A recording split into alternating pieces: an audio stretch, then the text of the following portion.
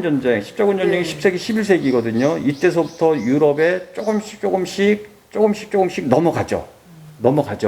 넘어가면서 조금씩 유럽에서 먹기 시작을 했던 커피가 점점 이제 정식적으로 수입이 되는 시기가 바로 이제 16세기, 17세기 이후. 사실 그전에는 십자군 전쟁 이후서부터는 조금씩 먹었어요. 이게 이슬람 지역에서 온, 이상한 음료다, 막 이랬어요. 그래서 그 이후서부터 이제 정식으로 커피가 이제 수입이 되고 유럽에서도 커피를 마시기 시작했던 그런 역사들이 있어요. 그래서 커피에 대한 그 최초의 기록들을 보면 이거는 사실 굉장히 그 최초의 기록들이라고 우리가 얘기를 하는 것들이거든요. 그래서 여기 보시면 특징들이 있어요. 다 의학 집성, 의학 법조. 이게 책 제목이거든요. 그래서 이분들이 다 의사, 뭐 이런 사람들이에요. 그래서 커피가 단순히 뭐 우리가 마시는 것처럼 지금 마시는 것처럼 기분이 좋고 뭐 이런 의미보다는 뭐 약이라든지. 예. 그래서 과거에는 커피가 사실 만병통치약으로 통용이 됐던 시대. 11세기서부터 한 15세기, 16세기 유럽에서도 사실 커피가 처음에는 굉장히 뭐 커피를 마시면 뭐 어쩌고저쩌고 막 몸에 너무 좋다. 모든 그 양리작용을 다 한다.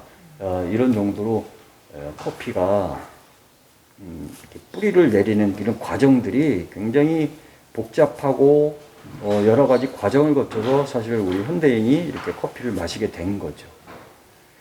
그렇다면 오늘 교육 내용은 아니겠습니다만 지금 즉흥적으로 생각이 나는데 우리가 마시는 카페에서 마시는 아메리카노라든지 에스프레소라든지 라떼라든지 이런 커피들이 있죠. 네네. 이런 커피는 사실 언제서부터 우리가 유럽에서 처음 마셨을까요? 대충. 근대에 와서. 근대 이후 어떻게 보면은 우리가 마시고 있는 아메리카노라든지 라떼라든지 이런 개념은요 1940년대 이후라고 보시면 돼요. 원래 에스프레소라는 말 자체 그 자체는 1900년대 초반에 만들어졌지만 그 어떤 기계라든지 원시적인 기계였죠. 근데 지금 여러분들이 카페에서 보는 이런 기계들은 사실 1940년대 이후서부터 그런 기계가 좀 더 발달이 됐고 1960년대 들어와서 비로소 라떼라든지 막 이런 게 자유롭게 만들 수 있는 그런 시대. 그러니까 커피 역사를 보면 사실은 현대 커피 메뉴를 보면 그다지 역사가 깊지는 않죠. 그럼 그 전에는 어떻게 먹었냐? 단순하게 커피를 우려 먹었어요. 커피를 갈아서 뜨거운 물에 넣어서 끓이거나 뭐 이런 식으로 먹어. 그렇죠.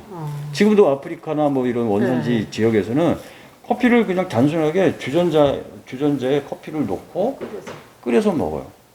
혹시 터키 여행을 하신 분 계시나요? 네네. 터키 가시면 무슨 주전자 약간 그런 거 있죠. 넣어가지고 텁텁하게. 맞습니다. 그게 바로 이제 커피점 보고. 그렇죠. 그게 채즙이라는 도구가 있어요. 이만한 도구. 그래서 커피 가루 넣고 그냥 부글부글 끓여서 이렇게 마시는 거. 맛은 조금 텁텁한. 저는 그렇죠. 우리 기준으로는 제 기준으로는 우리 기준으로는 사실 텁텁하게 마셨죠. 아메리카노나 이런 기분이 아니라 좀 그렇죠. 텁텁해. 그래서 커피가 가루를 직접 주전자에 넣어서 펄펄 끓여서 마시면 일단 텁텁해요. 커피가. 그리고 찌꺼기가 입에 들어오죠. 네네. 깔끔하지가 않죠. 그리고 쓰죠. 물만 먹는데. 그렇죠. 그래서 나온 게 바로 오늘 여러분들이 한 번씩 내려야 될 핸드드립이라는 거예요. 핸드드립이라는 말 자체는 사실 한국에서만 쓰는 용어예요.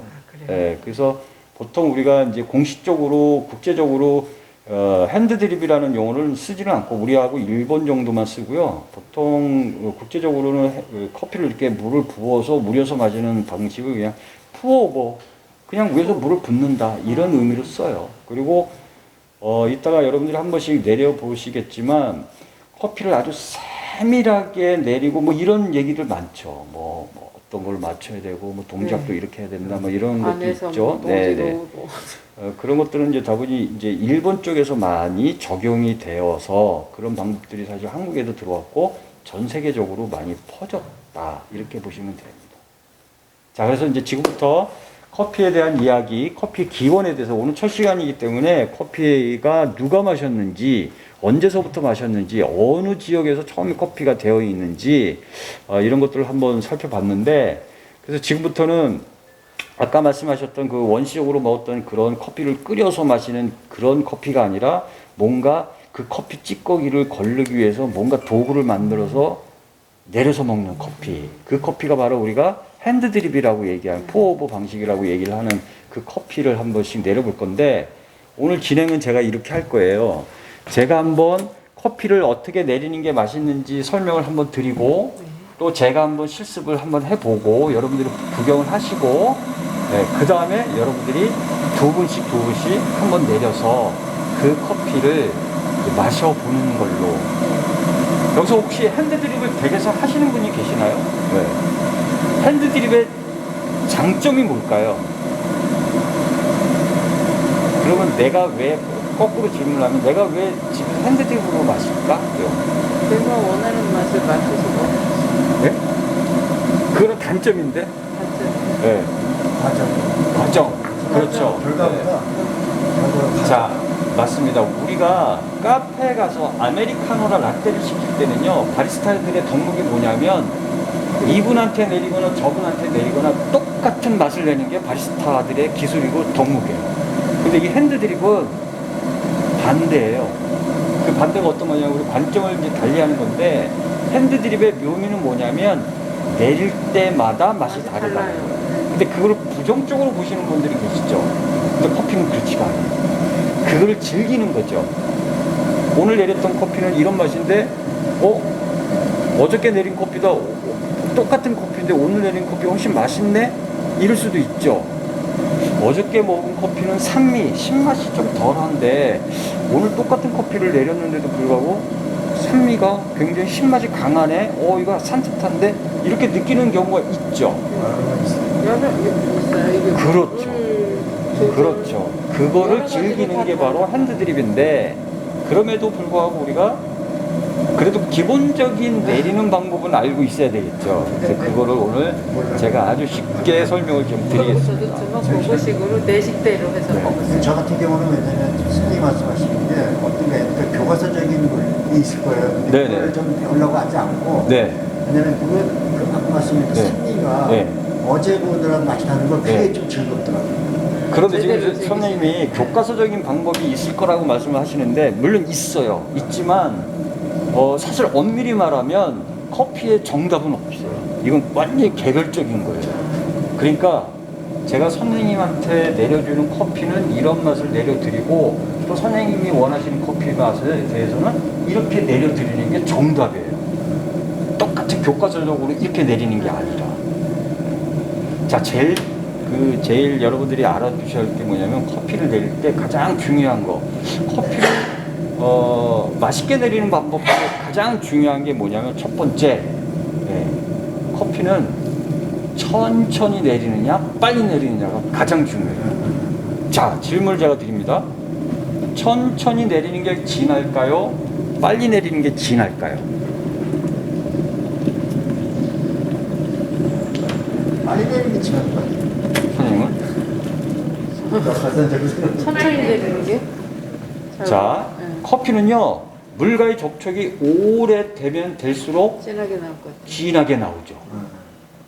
그렇죠? 상적으로 생각을 하면 커피의 물이 통과가 빨리 통과를 해버리면 다 못 커피가 가지고 있는, 빠져나오니까. 그렇죠, 커피가 가지고 있는 어떤 그런 물질들이 제대로 빠져나오지를 않겠죠. 그래서 커피를 천천히 내리는 거하고 빨리 내리는 거는 완전히 커피 맛이 달라요. 그러니까 모든 커피 바리스타의 어떤 가장 기본적인 그 기술은 뭐냐면, 커피를 적절한 시간에 내리는 거예요. 핸드드립이든 에스프레소든 머신이든 모든 것, 커피를 적절하게 적절한 속도로 내리는 게. 자, 그럼 적절한 속도를 어떻게 체크를 하느냐? 사실은 정답이 없습니다. 자, 보세요. 저는 커피를 진하게 내리는 걸 좋아해요. 그러면 저는 제가 혼자 먹을 때는 커피를 천천히 내려야 될까요? 빨리 내려야 될까요? 선생님 천천히 내리겠죠. 저 같은 경우에는, 그죠?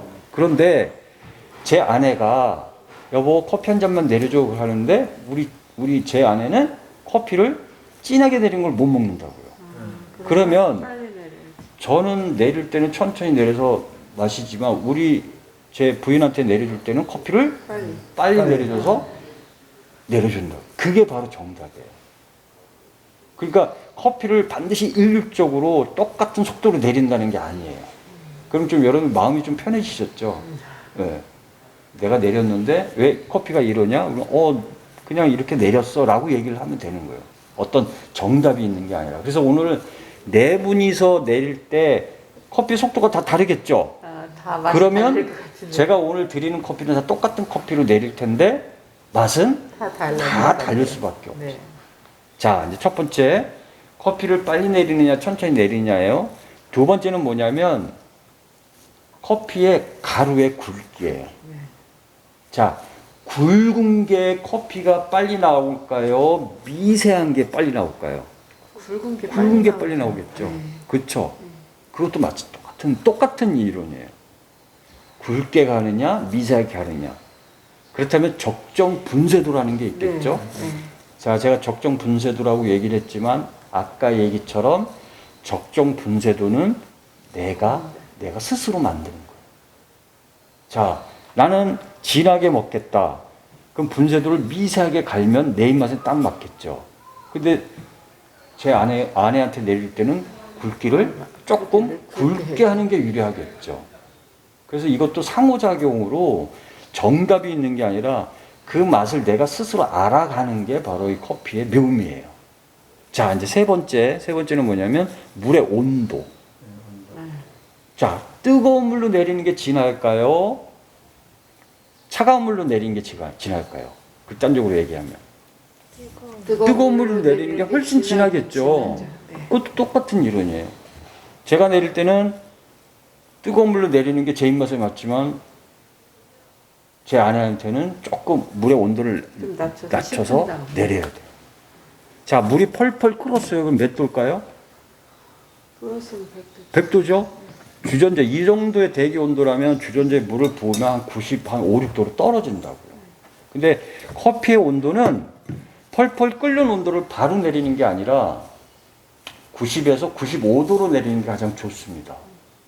그러면 물을 부어서 이거를 다른 용기에다 한번 이렇게 한두 번씩 하면 90에서 95도로 떨어지겠죠. 네. 그렇게 내리면 되는 거예요. 네. 그리고 또 기본적인 건 뭐냐면 물의 온도에서 제가 이제 말씀을 드릴 게 뭐냐면 커피를 볶을 때 강하게 볶은 게 있고 약하게 볶은 게 있죠. 색깔이 진한 게 있고 옅은 게 있죠. 여러분들 원두를 보면 강하게 볶은 커피에는 물의 온도를 좀 떨어뜨려서 내리는 게 좋아요. 자, 시커멓게 강하게 볶은 커피를 뜨거운 물로 부습니다. 탄내나죠. 진하죠. 쓴맛이 강하죠. 우리가 스트롱하다라고 얘기를 하죠. 반대로 덜 볶은 커피에 물의 온도를 낮춰 내리면은요, 추출이 잘 안 돼요. 뜨겁게 해서. 거꾸로 반대로 약하게 볶은 커피는 물의 온도를 뜨겁게 해야 되고 95도 이상으로 올려야 되고 강하게 볶은 커피는 커피 온도를 내려서 90도 이하로 내려도 적절한 온도가 되는 거죠. 자, 그래서 제가 이제 한번 내려보도록 하겠습니다. 자, 이제 물이 펄펄 끓었어요. 그러면 한 90, 이제 지금 60도가 되겠죠. 이제 조금 식혔으니까. 네. 그리고 커피를, 오늘 여러분들한테 드릴 커피는, 아까 에티오피아 얘기를 우리가 했죠. 그래서 에티오피아 원산지 커피, 모카 하라라는 커피. 모카 하라? 예, 네. 여러분들이 커피 명칭을 얘기를 할 때, 에티오피아라는 나라가 나오고 뒤에 뭐라고 붙죠? 네. 그 붙는 거는 거의 여러분들이 보시면 그냥 지역 이름이라고 보시면 돼요. 예, 예. 우리가 상주 꽃감, 영동 꽃감 이런 것처럼. 네네. 예. 그래서 오늘 여러분들한테 드릴 커피, 마실 커피, 우리가 시음의 커피는 가장 그 품종 중에서 원종이라고 얘기를 할 수 있는 네. 가장 기본적인 바로 이런 커피에서 전 세계적으로 커피가 품종이 개량이 되면서 다 퍼졌다라고 우리가 얘기를 하는 거예요. 그래서 혹시 에티오피아의 하라라는 커피 마셔보셨나요? 많이들 못 마셔보셨을 거예요. 그래서 이런 기회에 한번. 네. 자, 그리고 이런 용기들을 사면 이런 스푼을 줘요. 네. 요게 바로 10g입니다. 아, 예, 그래서 깎아서 10g. 그래서 오늘 여러분들이 실습을 할 거는 요거를 2스푼을 넣어서 20g을 할 거예요. 왜 20g이냐? 물론 10g으로 내려도 되겠죠. 네. 또 30g으로 내려도 되겠죠.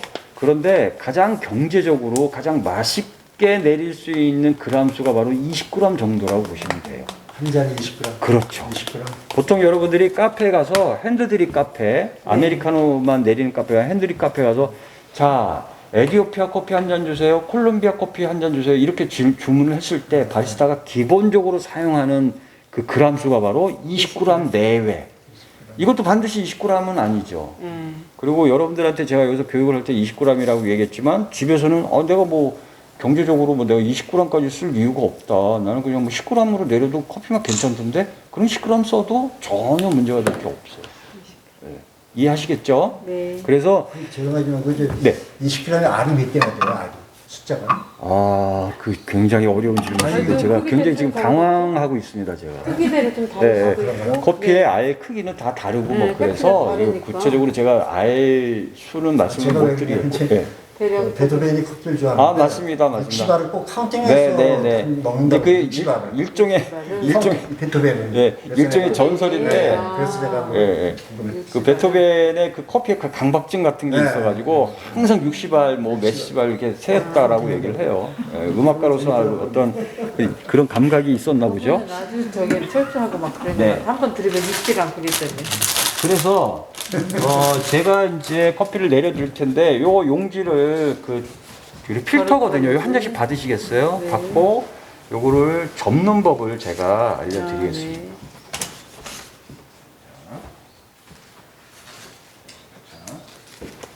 자, 이거는 자 필터가 이렇게 있으면 항상 요철이 되어 있는 부분이 있어요. 네. 요철이 되어 있는 부분이 있습니다. 요철이 되어 있는 부분이 있죠. 네. 요 요철이 되어 있는 부분을 이렇게 접어주세요. 밑으로 잡아요. 네, 밑으로. 이렇게 보이시나요? 화면 보이시나요? 네. 네. 이렇게 접어주신 다음에 손가락을 넣어서요. 안쪽에 넣어서 요 칼선으로 되어 있는 부분 있죠? 네. 요 부분을 이렇게 요 꼭지를 이렇게 잡으시고 칼선을 이렇게 펴주세요. 예, 이렇게 펴주세요. 자연스럽게. 예, 펴주시면 원추형으로 됩니다. 원추형으로 됐죠? 아, 누를 건 없이 그렇죠. 그냥 아, 예. 눌렀어요. 그런 다음에 여기다 집어넣으면 됐죠? 네. 자, 여기서 커피를 제가 분쇄를 하겠습니다.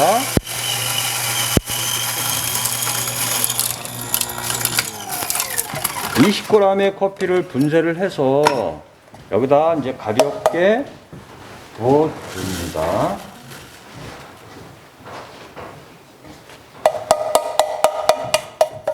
지금 향을 너무 느끼시나요? 맛있는 냄새가 네. 나요. 고소해요. 예, 커피는 신선하면 신선할수록 커피의 향이 분출이 많이 되겠죠. 네. 그렇죠. 커피는 우리가 커피를 마신다라는 행위에는요, 이 향을 맡는 것서부터 시작을 한다 이 정도로 그 커피에서는 이 향이 중요해요.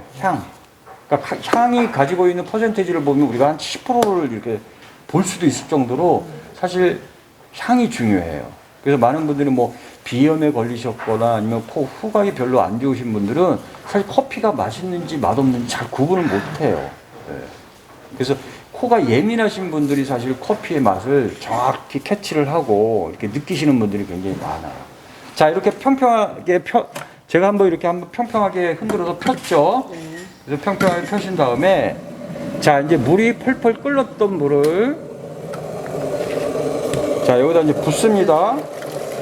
부으면은 거의 한 90, 한 5, 6도로 떨어질 거예요. 그렇겠죠? 네.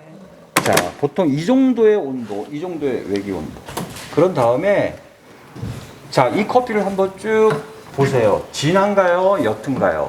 쭉 한번 돌려보십시오. 향도 맡아보시고. 쭉 돌려보세요.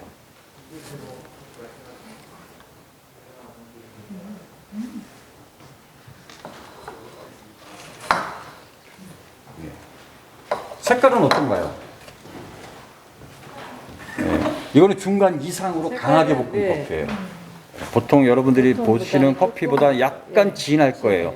그러면 물의 온도를 어떻게 해야 될까요? 약간 지나면 약간 약하게. 떨어뜨려야 되겠죠? 95도. 자, 95도 정도가 됐으면 얘를 약간 떨어뜨리고. 한번 아, 부어주겠죠, 그죠? 네. 이게 커피를 식히는 과정이에요. 사실 바리스타가 이런 행위 많이 하죠. 네. 이게 뭐 그냥 멋으로 하는 게 아니라 온도를 체크를 하는 거예요. 물론 커피에 온도계가 있습니다. 온도계가 온도계가 있지만 우리는 가정에서는 보통 온도계까지 사용할 필요까지는 없고 이 정도로 해서 한 90도 이하로 떨어뜨린 다음에 자 이제 제가 지금부터 커피를 내릴 거예요. 20g의 커피를 우리가 보통 얼마나 내릴까요? 라는 질문이 있겠죠. 네, 그 커피는 우리가 보통 한 20g이면 200에서 250ml 정도만 내리는 게 좋아요. 더 이상 많이 내리면 커피의 잔미, 쓴맛, 텁텁한 맛 이런 맛들이 굉장히 많이 나오거든요. 보통 이게 우리가 어떻게 비유를 하냐면 보통 집에서 사고를 우리죠. 네. 선생님은 사고를 몇 번 누리실까요? 댁에서? 3번 누려. 3번, 4번은 왜 안 누리시죠? 아, 그거는 안 이제 세 맛이 번으로 안 맛이 되죠. 떨어지죠. 그렇죠. 커피가 그래요. 그래서 커피도 한 그 정도, 한 200에서 250 정도 내린다는 게 마치 사고를 우릴 때 2-3번 내리는 거다. 이렇게 보시면 돼요. 조금 욕심을 부여서 막 500ml까지 내릴 수도 있겠죠. 근데 그거는 커피는 양은 많아지지만 사실 맛은 떨어진다라고 보시면 돼요. 자, 이제 제가 지금부터 내리는데 200ml를 한꺼번에 내리는 게 아니라 뭔가 과정이 필요해요. 제일 먼저 불림이라는 걸 할 거예요. 어떤 분들은 뜸이라고도 얘기를 해요. 자, 그래서 불림을 하겠습니다. 그래서 주전자를 내고 여러분 이제 화면에 보이시나요? 네. 예. 자, 그래서 자, 가운데서부터 서너 바퀴를 돌리고 물을 잠깐 쉬어주세요. 자, 그러면 화면에 화면은 너무 진해서 안 나오겠지만 커피가 부풀어 오르는 거 보이시죠? 지금 느껴지시나요? 커피가 부풀어 오르죠? 네. 자, 신선한 커피는 많이 부풉니다. 자, 여러분들이 카페에 가서 커피를 내릴 때 이렇게 구경하는데 부풀지 않는다. 아, 그거는 뭔가 내가 지금 손해를 보고 있구나. 별로 좋지 않아. 좋지 않구나라고 일단 신선하지 않고. 신선하지 않다. 물론 신선하지 않다는 게 나쁜 커피다 그건 이렇게 아니지만, 네. 이렇게 얘기할 수는 없지만 일단 커피는 좀 신선하게 먹어야 되는 게 여러분들이 관건이에요. 자, 이래서 한 2-30초 동안 기다려줘요. 왜 기다리느냐? 제가 이따가 말씀을 드릴 건데 지금 시간이 그거 해서 자, 지금부터 한 200ml라면 200ml 중에서 한꺼번에 내리는 게 아니라 절반 정도, 100ml 정도를 가운데서부터 한 바퀴, 두 바퀴, 세 바퀴, 네 바퀴, 다섯 바퀴 정도 돌리고 안쪽으로 들어가서 다시 한 바퀴, 두 바퀴, 세 바퀴, 네 바퀴 이런 정도로 계속 돌려주세요. 천천히 돌려주시면 100ml 정도가 되면 잠깐 멈추시면 돼요. 여기 보통 이 드리퍼에 여기는 안 보이지만 미리수가 있어요. 네. 보시면서 내리면 되고. 자, 이제 이 정도 내렸으면 다시 한번 들어서 또 한번 내리세요. 한 50ml 정도만 내리세요. 자, 그리고 또 잠깐 쉬었다가. 자, 그리고 마지막으로 200ml 정도를 채우는 거예요. 200에서 250ml 정도. 오늘은 제가 딱 200ml만 내릴게요. 자, 내리고 커피가 지금 내려오고 있는 소리 들리시죠? 네. 그럼에도 불구하고 그냥 커피를 빼버리세요. 버리세요. 아깝다라고 생각하지 마시고. 아까운데. 자, 아깝죠? 네. 카드 아까워요. 아까워요. 그렇지만 이 아깝다라고 생각을 해서 물을 더 붓거나 이 물이 계속 200에서 250ml를 벗어나는 커피는 무슨 맛이 난다고요? 쓰고 텁텁하고 떫은 커피가 나와요. 그러니까 요 깔끔하게 요거만 먹는 거예요. 자, 그래서 요거를 저희는 지금 코로나 때문에 종이컵을 사용을 합니다. 네, 그래서 받아보시고 쉬고 제가 조금씩 시음을 한번 해보세요.